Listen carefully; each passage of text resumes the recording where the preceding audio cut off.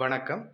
தமிழக அரசு புதுசா ஒரு அரசாணை வெளியிட்டிருக்கு. அது என்ன அப்படின்னு பார்த்தோம்னா, முடி மாற்றும் அறுவை சிகிச்சை, அதாவது ஹேர் டிரான்ஸ்பிளான்டேஷன் பண்றோம்ல, அது அழகுக்கலை சிகிச்சைகளுக்கு கடும் கட்டுப்பாடு விதித்து தமிழக அரசு அரசாணை வெளியீடு. அழகுக்கலை மற்றும் முடி மாற்று சிகிச்சைகளின் போது ஏற்படும் அசம்பாவிதங்களை தவிர்க்க, இனி வரும் காலங்களில் தகுதியான மருத்துவர்கள் மட்டுமே இச்சிகிச்சைகளை மேற்கொள்ள வேண்டும் அப்படின்னு சொல்லியிருக்கு. என்ன அப்படின்னா, இப்போ ஹேர் டிரான்ஸ்பிளான்டேஷன் பண்றாங்க. இப்போ சில பேருக்கு மூக்கு சரியா இல்ல, அத கொஞ்சம் சர்ஜரி பண்ணி மாத்தணும், பிளாஸ்டிக் சர்ஜரி பண்ணணும் அப்படின்ட்டு சில பேர் பண்றாங்கல்ல. அதெல்லாம் வந்துட்டு எல்லாரும் இனிமே பண்ண முடியாது. முன்னாடியெல்லாம் யார் வேணாலும் பண்ணலாம் அப்படிங்கிற மாரி ஒரு சூழ்நிலை இருந்தது மாரி தெரியுது.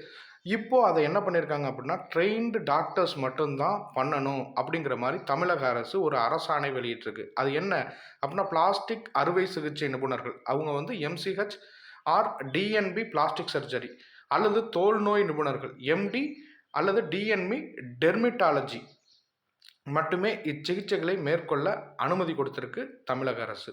வணக்கம்.